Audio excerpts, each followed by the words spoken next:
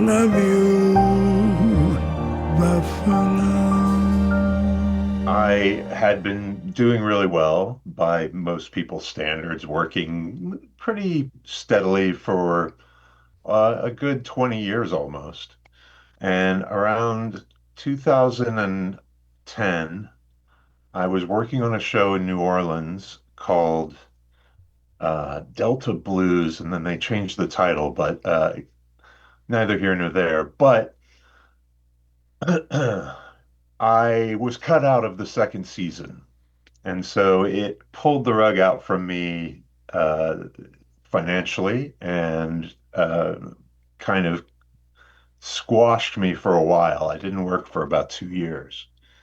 And I was really frustrated with the business. And my friend said, "Why don't you come back to acting class?" And I was like, to do what? To read plays and be like, nah, do I really want to do, living room dramas? But he talked me into it, and I went back to class with Steppenwolf Theater Company West, which is their branch in Los Angeles. There's a Chicago-based, well-known theater company. And I wound up taking a class from these two people, Alexander Billings and Eric Honeycutt. And the class was something called Viewpoints, which was an approach to character creation coming from the physical manifestation. It came out of the world of dance in the 70s in New York City. And I'm not going to be able to get all the names correct for it, but viewpoints, the great thing about modern life, you can Google viewpoints right now and read up on it. Uh, anyway, I had gotten lazy as an actor and was just sort of, relying on my usual bag of tricks. And when I started class with especially Alexander Billings, um, it just it didn't, not only did it change my approach to acting, but it changed my approach to life because it was a weird mash of improv and digging deep for that sort of true soul connection to these characters. And it was just such a different approach from the stuff I'd been doing on camera that it reinvigorated my passion for acting. And what I learned during that process is that there are the three P's of acting. This is the soundbite right here. The three P's of acting: passion, practice, participation. Mm. So if you have the passion for it, you're going to want to do it no matter what. I believe that talent is a myth and practice is everything. The more you practice, whether it's just the lines for your audition or we're going to get into this, but I think every actor should just go ahead and make their own films at this point. Mhm. The more you practice, the more talent will seep from you.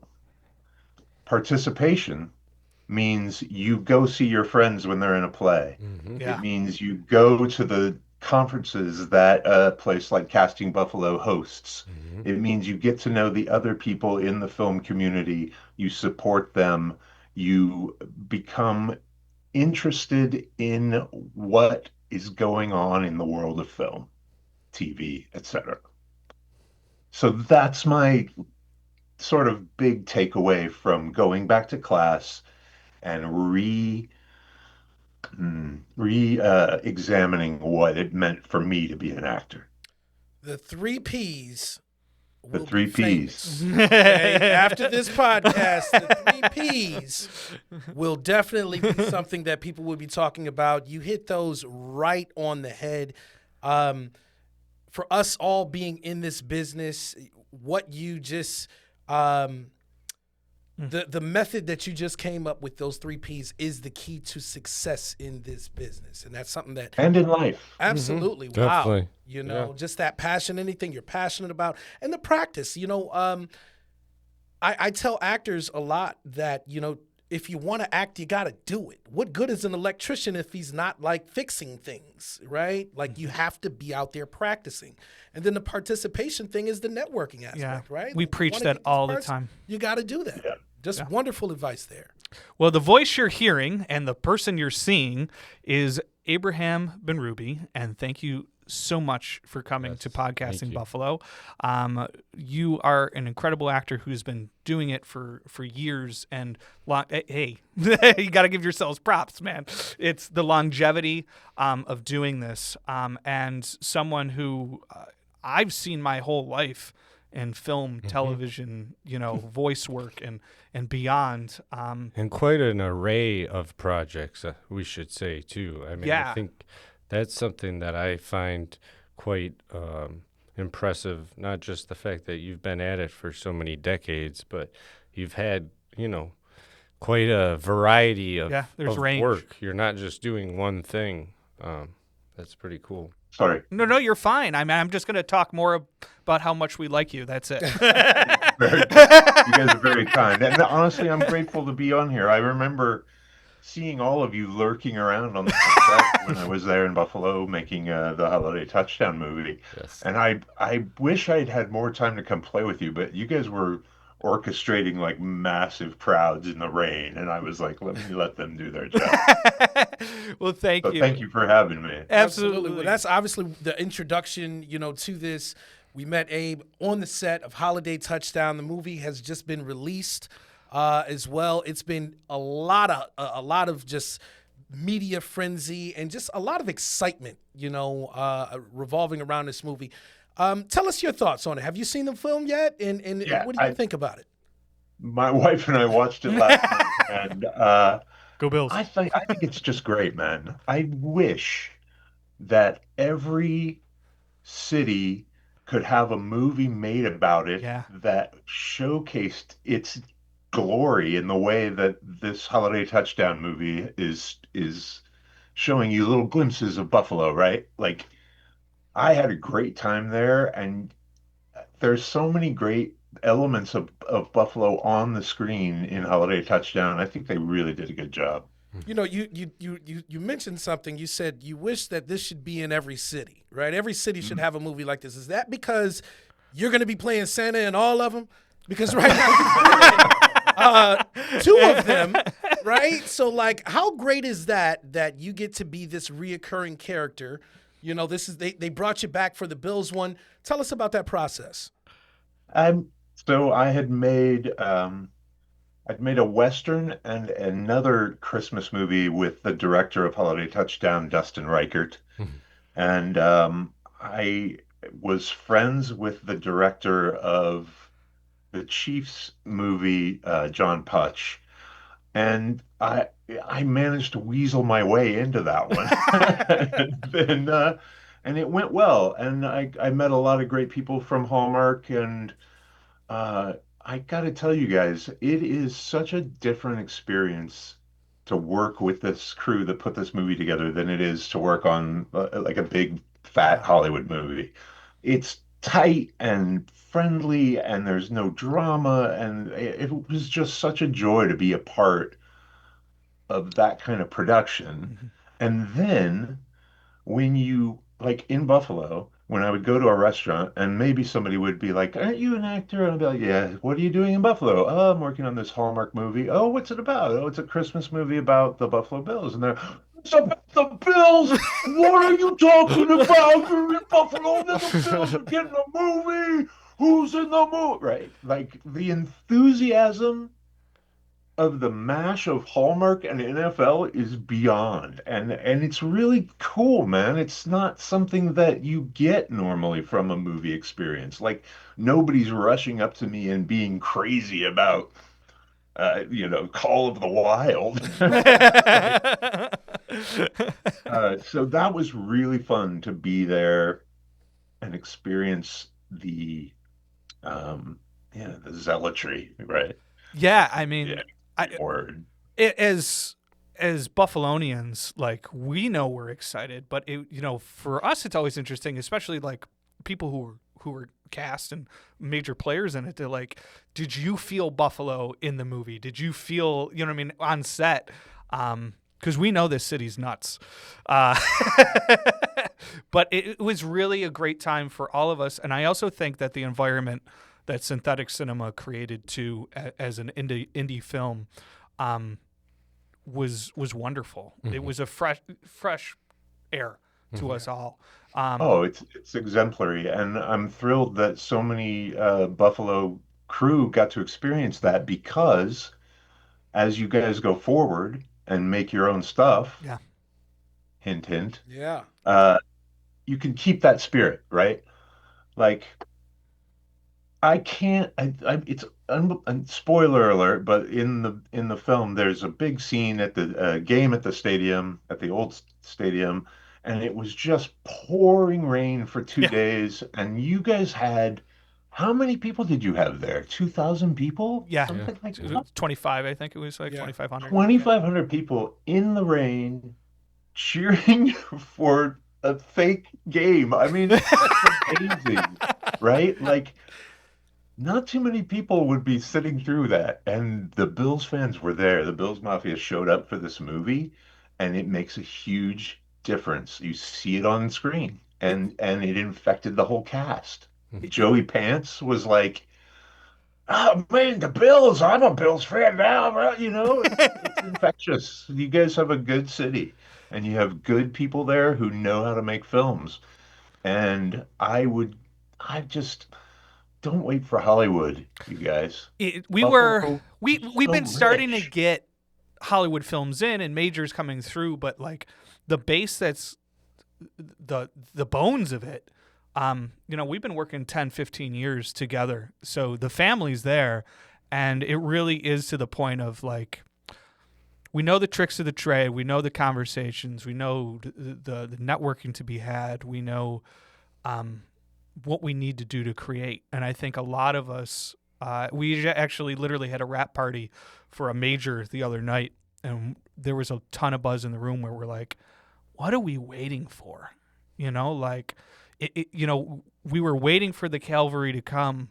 We're the cavalry. It's time. It's time, So I think now that this city is going to continue to grow because of the tax credit and the films coming through, we need to take that next step of the pedestal as a crew and film family to community to make that leap for ourselves, because that's how we're going to sustain. That's how we're going to Absolutely. sustain, Yeah. for sure. Well, let's transition. Strong. I want to hear a little bit more about your early career. Looking at your impressive array of credits, I mean, you got stuff in there. I mean, classic shows that we've watched, right? You started off, in television, doing a lot of sitcom work. Were you a teen actor? Tell us about those early years. Well, I grew up in Indianapolis, Indiana, and I started. My very first role was in third grade as Santa Claus. Oh my Wow. God. Full circle. Oh, Yeah, wow. I'm in full Keeping it circle. in the keeping it in the repertoire, and I wound up starting doing theater at the local Civic Theater, Indianapolis Civic Theater, which was a great kids program. And we did a lot of like the Red Shoes and Rumpelstiltskin kind of stuff. Hmm. Um, and in high school, I went to Broad Ripple High School, and we had a performing arts department that was um, pretty robust, considering it was a public school. And a a PBS after school special came to see if they could hire any local teenagers for their anti-drug miniseries, and a few of us got to audition, and I got a small part in that. I was like the pill pusher at the pool hall. And that was called Private Victories. It's still out there somewhere. Wow. So from that, a Hollywood movie came to Indianapolis to use our Olympic diving facility, and they somehow watched this Private Victories watching the lead girl, and they saw me, and they were like, "Oh, we need a big bully in our movie." And so I got to audition for this Hollywood movie called Diving In, and I wound up getting that part, and they sort of wrote me into the rest of the movie as the bad guy's henchman. And the director of that was an Australian fellow named Strath Hamilton, and he encouraged me to come and meet his agent in LA. So I went out there for 2 weeks. I stayed with a friend of my mom's. I met this guy, Scott Manners, and the first thing he said to me is, "How come you weren't a football player?" And I said, "Well, I was too busy in ballet." That, Yes. that's how I got my agent. Awesome. So that being said, Let me yeah, ask well, you. Let me ask you I this. won't. Go ahead. Let me ask you this, right? So for the audience and maybe the viewers, they may not know how big you actually are, right? So like even your size, you are ginormous. I'm a little guy. Everybody knows I me, was right? say, they Okay, would I'm a be- little guy, but you could probably you're stack 6'7", Pete right? twice. Yeah, you're 6'7", right? How tall are Well, you? that's why you're sitting closer to the camera, right? That makes you look Right, right, right. makes you look bigger than It's even the the Tom person Cruise right effect. there. They use that in Lord of the Rings. Right. Yeah. I'm big. I'm 6'7". I'm about 260 pounds. I told you earlier I had been in New Orleans, so I spent about 6 months in New Orleans. And when I left New Orleans, I was 375. Oh wow. Whoa. Oh. Now Wow. Yeah. the reason I asked that, okay, is Beck, I want you to also tell me about how has it been a benefit or how interesting your career has been being a person of that size, because as casting directors, um, we oftentimes, if we're casting leads or if we're casting other characters, they have to be within that range to be able to fit together on screen, right?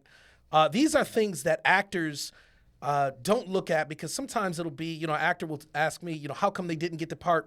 And physicality does play a part in that, right? Like what you look like physically on camera. Of course.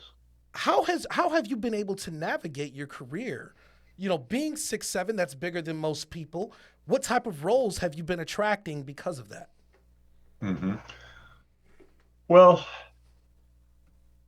I was lucky because I came into the business at a time when there was less competition than there is now. Okay, bye, Jordan. Hey, Just came to fix my mic. So, uh, at the time when I started, let's call it the first 5 years, I only was up against like maybe six other dudes, right? Yeah. Like there were only about 6 to 10 big dudes, and because I had had some early success with a show called Parker Lewis Can't Lose, I was able to get in the door and have like one less step, right? Like maybe I got to skip the pre-read Mhm. at that point. Um, Most of the roles that I wound up auditioning for are the big guy, and sometimes it's the gentle giant, and sometimes it's the tougher guy. And I don't really book the tougher guy roles very often. If you look at it, every now and then they try to make me into a tough guy. I did a great movie with Oliver Stone called it was Stray Dogs when we did it. I don't remember what it's called now. But anyway, I was supposed to be this tough biker dude with tattoos and such. And I, that's a great audition story. Ask me, somebody take a note to ask me about the Oliver Stone movie, Okay, and I'll got try it. to remember what it's called, or you can look it up. Do you feel like that physicality has helped you? Has been a burden? Has not been exactly what you wanted, or is there things that you wanted beyond that, or have you come to love that archetype? Well, I think as we're meant to be speaking to young up and coming actors, Yeah. what I would say to that is it has both been an advantage and a Yeah. disadvantage. It's been an advantage in that there are less people up for the roles because there's only so many people that are over 6.5 feet tall. but it's been a disadvantage in that it's easy to get typecast as just the big guy, right? Hmm. I think I got lucky being on ER Yeah. because that role Hmm. could have been anybody. And the bigness of it only came into play when they needed to make a joke of it, which Mm, I always appreciate. And yeah. because people so many people saw that show in Hollywood, I sort of lost the archetype of the big guy, right? Mm-hmm. I was going out for other roles. That's kind of gone back now with less exposure, and mostly what I go for is the breakdown is gonna say he's a big dude with a beard, right? Yeah. Or he's eating a piece of cake, or you guys read enough breakdowns to Mm-hmm. know. Um, but I think that the takeaway from that is, as an actor, you may like for me, I would love to play a knight in shining armor, Yeah. right? Yeah. Not out of the question, just based on physicality. But the minute I start speaking with my Midwestern American accent, maybe it doesn't make as much sense. And no matter how good my British accent is, I'm not going to beat an actual British actor to Yeah. play a knight in shining armor. I don't think, unless I'm a big movie star, right? The big movie stars, that's a whole nother. Listen, let me interject this.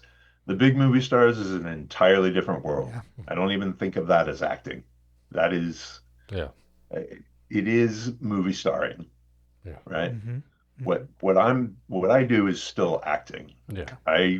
I can still go to the grocery, Yeah. without being harassed. Um, so that's a great thing to aspire to, but it's fucking impossible. Yeah. Yeah. Yeah. Yeah.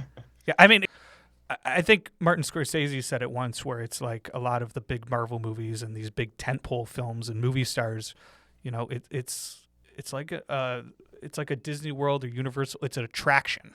You know what I Yes. mean? It is an attraction, and it is an entirely different world.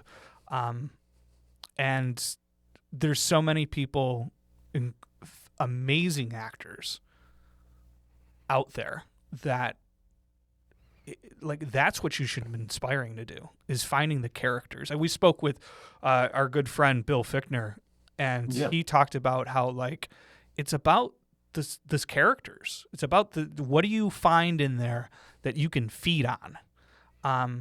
And then it doesn't have, he's like, no one will ever hire me as the lead actor. He's like, but that's not where the adventure is. The adventure is in the character. And it's so true. And like, I wanted to bring up ER naturally because that was such a phenomenon in television. And for you being such a major role in that, uh, is incredible. And it really is, an amazing thing for you to stand your laurels on. And I would love to hear more of that experience, and what it did to your career, what it did to you as as an actor, as talent, Mhm. and kind of change your life a little bit. Yeah. Yes, and Yes. um, I have for your improv community kids, which I love. I'm like a devotee of Robin Williams style improv. But I've decided that there's a new game. It's yes and yet Oh, I like that. Yes, Yeah. I love it. right. Yeah. Yeah. That's good. acting joke. Bad acting joke. ER was massive. I mean, it was at one point there were allegedly 40 million people watching the show Yeah. every week, right? I don't remember when that happened, but it was quick. It was like the fourth or fifth episode. It skyrocketed. So what was super cool about that, there's so many elements, but the coolest thing I think was watching George Clooney going from being a very, a respected working actor Yeah. who was, handsome guy who's on magazine covers and all that shit to being Batman, right? Yep. That was an astounding thing to experience. And he's a great example of he's an excellent actor. He's wonderful to watch. He invests his entire spirit and being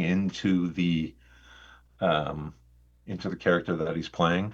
But he's so much more interesting in real life. Like he's super intelligent. He remembers people. This is a great. George Clooney's a great example of participation.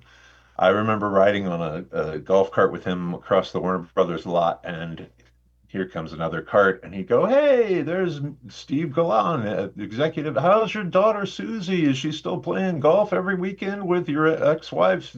Like he knew all these crazy details about people's lives because Yeah. he was invested in the entirety of the show Yeah. business as opposed to just being an actor, right? And you see that with what he's done since.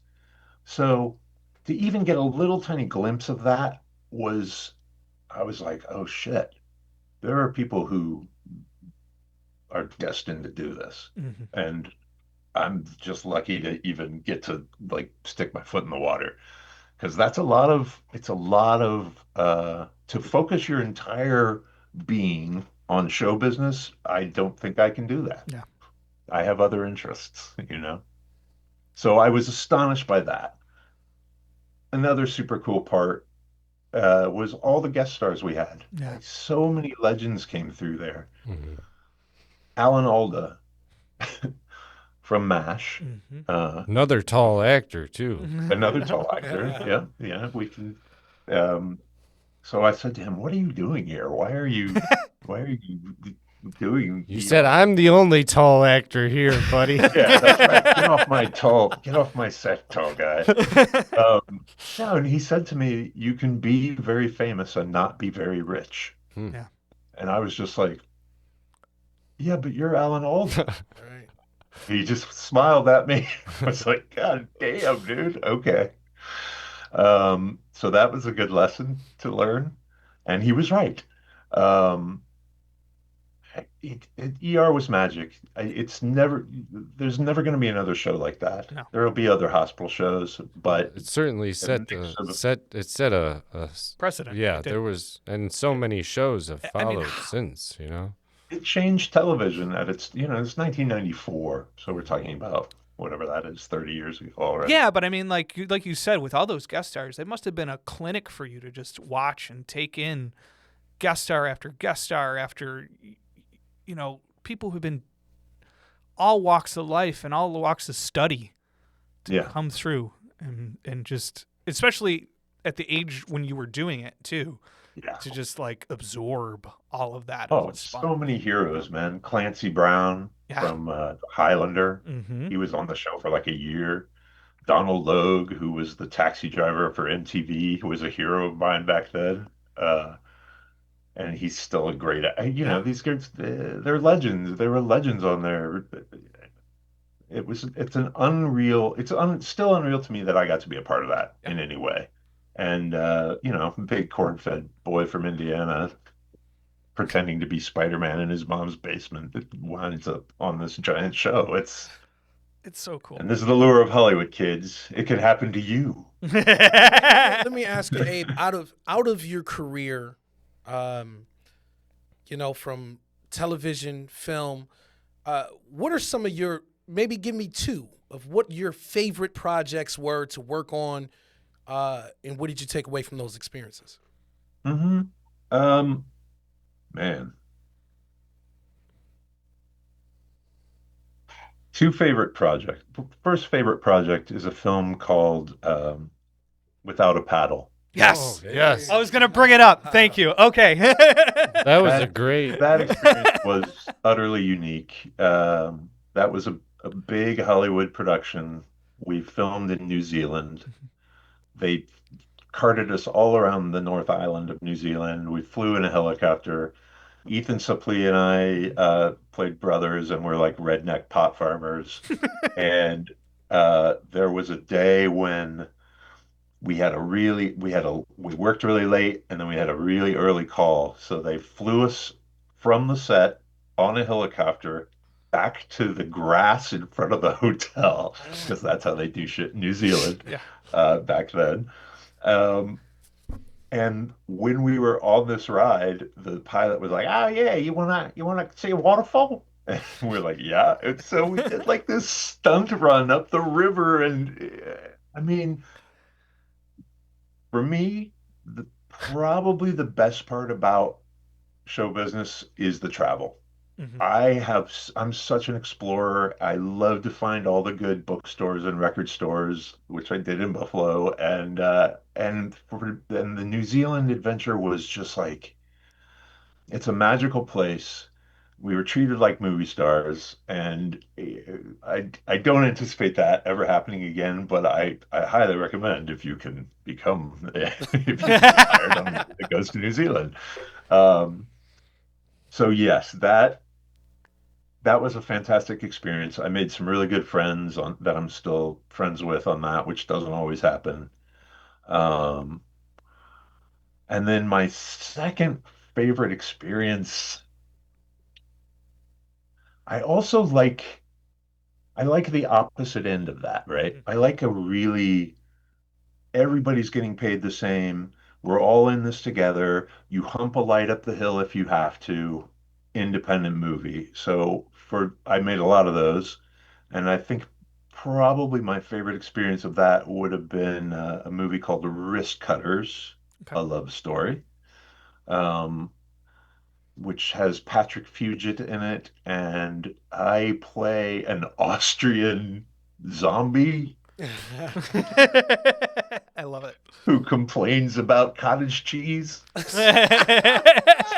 And my awesome. dressing room was my car, and everybody just it's like a more like a summer camp kind of feeling to making a movie, and Hmm. I love both Yeah. ends of that.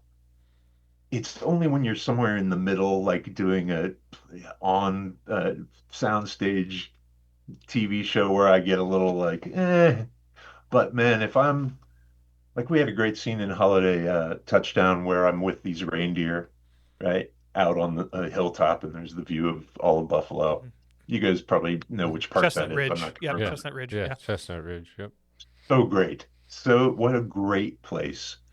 And I'm out there with reindeer, man, with real reindeer. Like, As I recall, they were actually from Buffalo. Those reindeer, weren't yes, they? they're Mhm. local. Yeah. That's They're right. they're locals. And They were local hires. Yeah. Wow. they were local hires. You guys probably had how many? I mean, how many reindeer did you go through before you found those two that were Yeah. going to play?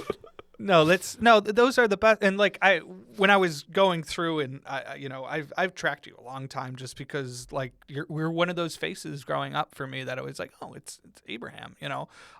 But yeah, that's why like Without a Paddle, it was like I need to bring it up because like that like for me, I love that movie, Hmm. and like I could list the things that I love, which is like, of course, where I'm going to say George of the Jungle, which I'm sure you hear Oh yeah. all the Love time. George of the Jungle. I brought it up to you before, but my wife is a huge Buffy fan, and the 2 episodes that you played there, to like The Shadow. I love that movie. You know what I mean? I was like, he got to be on the set of that movie. But all those smaller things to like the real indie things. My question to you was, after you had your reinvigoration of acting, what was that first project that you came back to and said, okay, this is my reset? What Hmm. was that? I wound up becoming a part of a theater company called Sacred Fools in Los Angeles, and I wound up producing a play about Sherlock Holmes. Um, that was a sequel to a play that had gotten me into that theater company, and I I'm trying to remember what the next actual film project was. It was a while. I Yeah. didn't work for a while, or I worked a little bit, but I'm gonna say that the next super fun thing I did was a TV show called APB, which we made in Chicago. Uh, and that was super fun because I was like a scientist. Mhm. And we got to shoot in a really cool actual University of Chicago science lab with the real like a sterile room and all of that. Um, I don't think I really got to.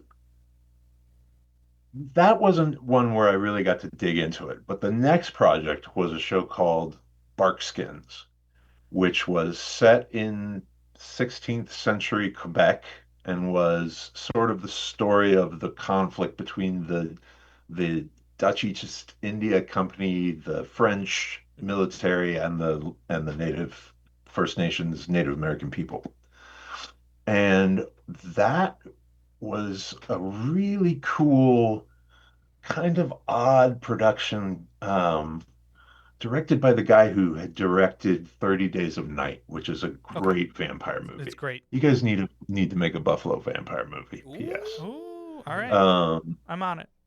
I'm a horror guy, yeah. so I'm Yeah. on it. Oh, you are. Oh Oh, fantastic. yeah. Well, then, I mean, then let's just transition to this. Another fantastically super fun movie that I am 100% inspired by is Christmas Bloody Christmas, where I again play a Santa Claus, Right. but this Right. time a little bit less friendly than the one in the Hallmark movie. Uh, so what's cool about Christmas Bloody Christmas, and this is a great thing for your community to look at, is the guys who made this film, uh, Joe Bagos and Josh Ethier. They have a company called Channel 83, and they do these. They've been pretty low budget up to now, but they shoot on 16 Oh, millimeter. that's cool. They have a really tight-knit crew of all horror fans. They came from Rhode Island. They've stayed together. They've kept like what he's able to. He has a movie out recently called Jimmy and Stiggs that he shot by himself with later they added other people, but he basically shot this thing over 4 years by himself in his apartment Wow. during COVID. They started, and it is a psychedelic punk rock metal crazy film. So those guys inspire me thinking that there's another generation of young filmmakers who are going to tear shit up, Yeah. throw away the fucking Marvel movies, and Yeah. make some really interesting cinema. Yeah. I love it. It's burning in my mind. If there's a Buffalo vampire movie, are you coming into town? Yeah, if you need a big fat vampire. No, I look like at it. you. Whatever you need. I don't know All how right, close I'm we gonna are. need. Right. No, I mean, there's so much great old architecture in Buffalo. I Yes. would love to see somebody take advantage of that, and a vampire would be a good choice. Yeah, there's a lot of indie filmmaking here in Buffalo. The Greg Lambersons, the Sam Qualianas, who've really ate in that department locally, and they're always hardworking. We have this awesome local film festival, Fantasy Film Fest, that amazing Fantasy Fest. Yeah. Sorry, I got to get it right. Yeah. For Greg, that he puts on to try to get a lot of local horror filmmakers, and I think that's the genre.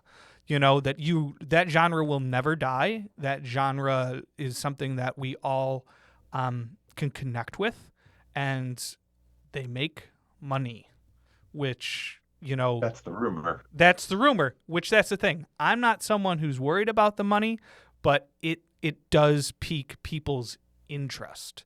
Is Of horror. course, somebody's got to put up the money. Yeah, exactly.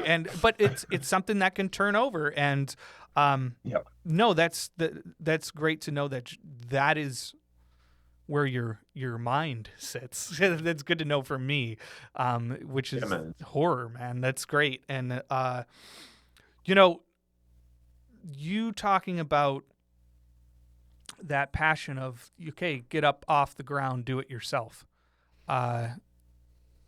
It's something that we've really started to preach a lot, and I don't know if you have any other advice to doing it. Is there something that you're working on yourself? Is there something that that you want. Yes, and I'm trying to convince my director to bring it to Western New York, as a matter of fact. Amazing. So we're in early stages. Everybody's got a project in early stages, and I think we just got some seed money. If you He need was looking any at, casting support, I know a great company here in Buffalo. believe me, if this actually happens, I will 100% be coming to you guys. Please, yeah. I'm pushing hard for Western New York. Every single thing, every location you could ever need is there. Yeah. A million interesting faces and places, right? Like Everything's 15 that's minutes away too. Every location is 15 minutes totally, away. totally. It's so fun. You guys, do you know two things? I want each of you to recommend a film made in Buffalo to me Ooh. to watch, especially if it's one of those small ones that I wouldn't necessarily have heard of Yeah. if I hadn't been to Fantasy Fest, right? Yeah. Or what is the festival? Well, Amazing Fantasy Fest. So, the Amazing Fantasy. one I'm going to recommend is I'm going to self-deprecate here. Oh, you're gonna go with yourself? Yeah, why not? I made a film back in 2014 called Dwelling, and this was me fresh out of college, and me going, I don't know what I'm doing. Like, do I go to New York? Would I go to LA? I have no money, and me and my friend Brandon Williams, who was a media production major, kind of looked at each other and said, can we make something here? And it was about the same exact time that like everybody kind of had were coming off the ground, and we knew Matthew Nardone and Joe Blodgett and Matt Fleck from ND Studios, which is a rental company here, and Matthew Nardone was just the gaffer on the latest horror film that shot here, and we kind of were like, oh wait, let's get the resources together. Who owns a camera?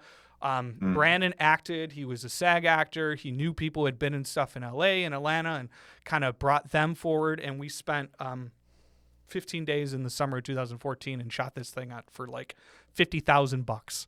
And that was it. Never again will that ever happen, but it was an amazing experience. And so I directed the film. It didn't come out for another 2 years because we went into post-production hell, and finally came out on the other side, and we were able to get distribution through Sony Pictures Entertainment, like one of their subsidiaries, and got into like Walmart exclusives, and when streaming just kind of became a thing in 2016.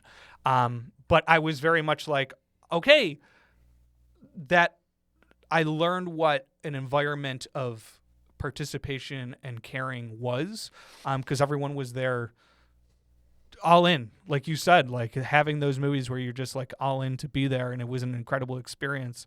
And then I learned how to be a filmmaker after that. I was a production assistant and kind of then went down the path of learning. So my recommendation is my baby, but now that baby is over 10 years old, and I got to make another one. Yeah. It's time. Now I know the business a little bit more. So that's my recommendation. What do you guys got? So if it's got to be a horror film, It doesn't have to be. I stick with the horror genre, whatever. I got a horror film and a non-horror film. The horror film was one that I think really exemplifies some of the work that the Buffalo crew can do here, and that's why I would tell you to check it out, and also shows some Buffalo scenery, I think, in a nice way. And that is a film that was made in 2023 called The Puppet Man. Yeah. And a lot heavily shot on the campus at Buffalo State University. Nice. That was an interesting one. And then a non-horror film, I would tell you, and I'm sure you may very well have seen this film already, but that's Buffalo 66. And that film has, the Bills tie into it as well. So given how you've also been in a movie that's got the Bills in it, I can only, suggest that one too. It's a good one because I haven't seen Buffalo 66 since when it came out, right? It was like one of those ones that you had to get at the DVD store. Mm-hmm. Yeah.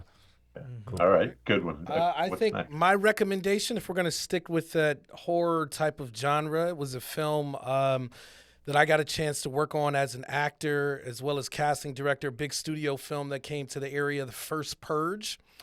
And that was shot, in Buffalo, New York. I had a day player role. I played Pastor Carl Armory in that film. But also you get a lot of Buffalo Showcase, a ton of Buffalo extras. I think prior to us doing Holiday Touchdown, that was the film that required the most extras out of Buffalo. So it was a lot of Buffalo faces, in that one.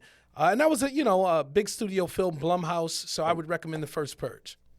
Jordan? So Did they shoot any other purges there? No, just that one. No, just that one. Oh No. wow. Yep. Okay. What's yours, Jordan? So I've got the hyper local indie flair because Yes. I run a 48-hour film project. So I run the Buffalo 48-hour film project. So I would send you Something There by 38 gigabytes, this year's winner, and it's a short, so easy watch.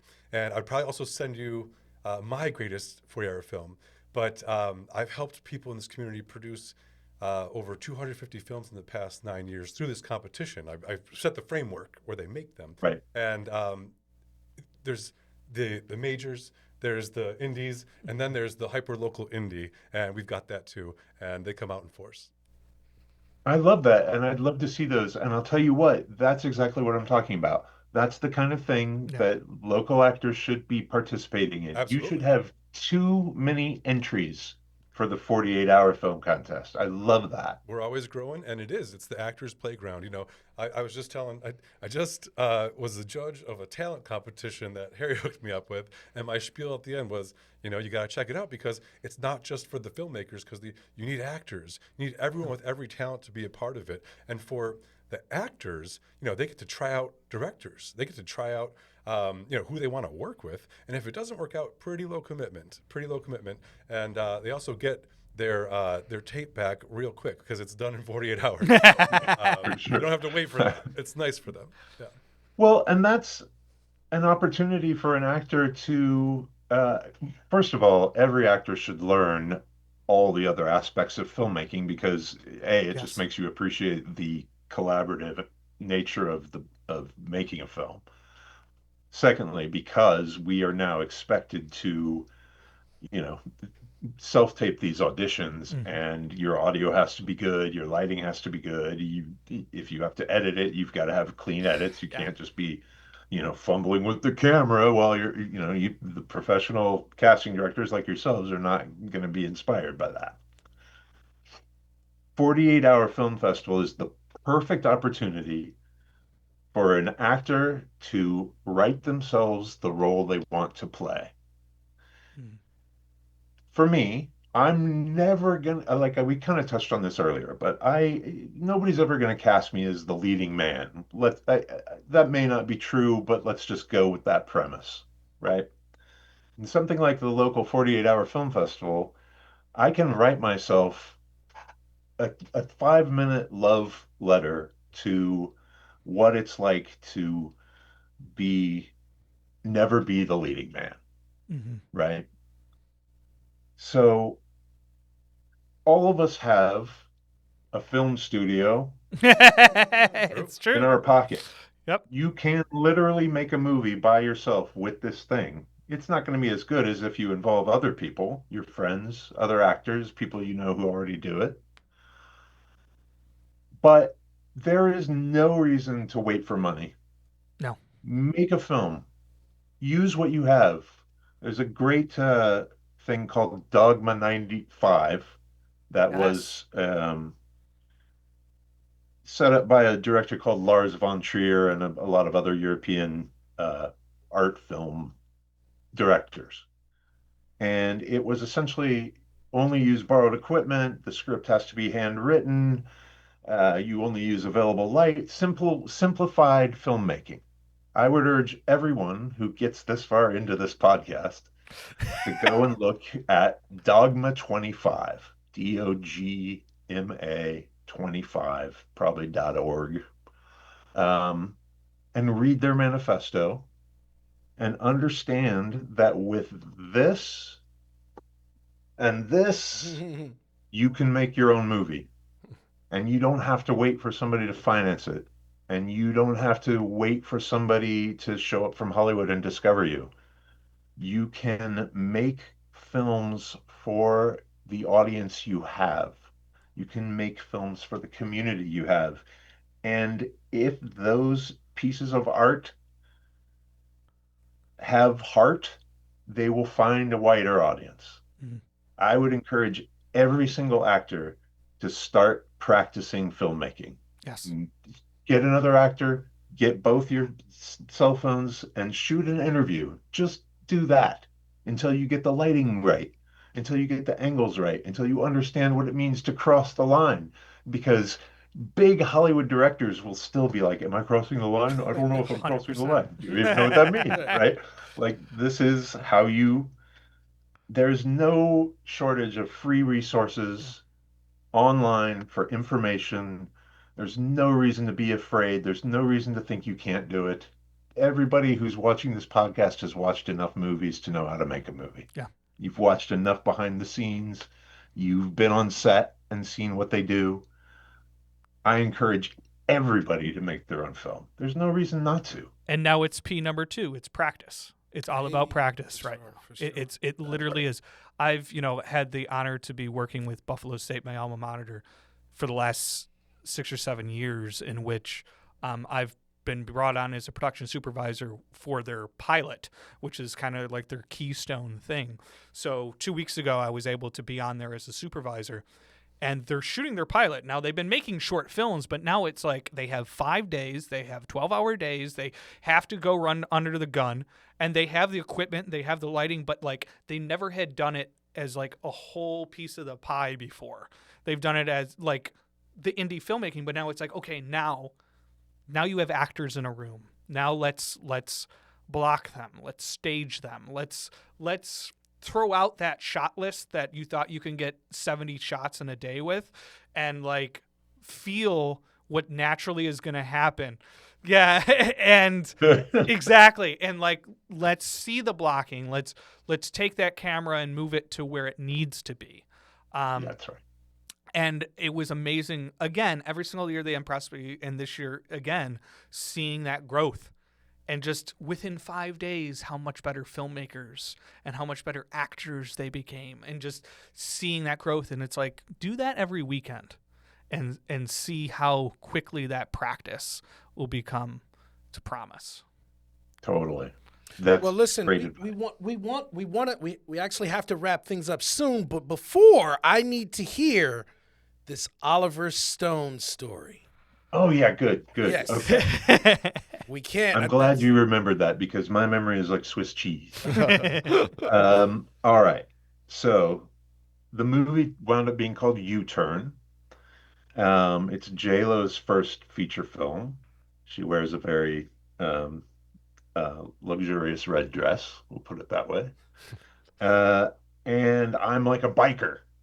And the scene is I come into a convenience store where Sean Penn is getting a soda or whatever he's doing, and I rob the store and I take Sean Penn's bag of money. Now, in the audition, I want to say this was 1997, and so that's probably my peak of confidence in my own abilities and comfort in the process of auditioning. That was the year I did George of the Jungle. ER had been on already 3, 4 years, and it was a big hit. So I go into this audition. It's a great casting director named Mary Vernew, who I've known for years and years. I believe that was her. I hope I don't get that wrong. Maybe you guys edit that out. Point being, so I go to the audition, and I'm supposed to be, this super tough guy, and I've got a gun to his head, right? And so I've got it like this in the audition, and the camera's the camera. And I don't know why, but my line was like, "Give me the bag." And he said, "It's just books." And I say, "Oh, I'm a reader. Toss it." And so the reader off camera says, I say, "Give me the bag," and she goes, "It's just books." And I was like, "Give me the bag." I knocked the camera. Sorry, you guys. But I knocked the camera off this tripod, and that's how I got the callback. Right? Wow. Oliver Stone says to me, "Man, you hit that camera. That was pretty smart." Right? So I'm in this callback, and it's me and Oliver Stone and Sean Penn. Okay. Oliver Stone has me knocking on Sean Penn's head literally. All right, do it like it's a cantaloupe. Do it like it's an egg. Do it like it's a kickball. And Sean Penn's like just glaring at me. Such a strange and wonderful experience. And that is one aspect I miss of in-person auditions. Oh, yeah. You don't know what's going to happen, right? So the lesson to take away from that, my dear beloved young actors, is to be fearless. You're going to get a no anyway. Yeah. So why not go out swinging? No, I it's love it. Great advice. I love it. Absolutely good That's advice. Abe, this was wonderful. Yeah. Thank you so much Yes. for taking the Thank you. time out of your day to be a part of this. Go Bills. Yeah. Go Bills. Go and Bills. We will definitely be in touch, and let's make that knight in shining armor vampire movie. Done. Absolutely done. Cool. All right, I've got my Buffalo film list, but next time I talk to you guys, I'll be an expert on all things Buffalo. Sounds good. Amazing. Awesome. We Thank you. Thank again. you, Abe. Thank you, guys. Go watch Holiday Touchdown, A Yes. Bill's Love Story. It is streaming right now on Hallmark Plus. Let's get you back soon. Ladies and gentlemen, that was Podcasting Buffalo. That's a wrap. I love you. I love you, Buffalo.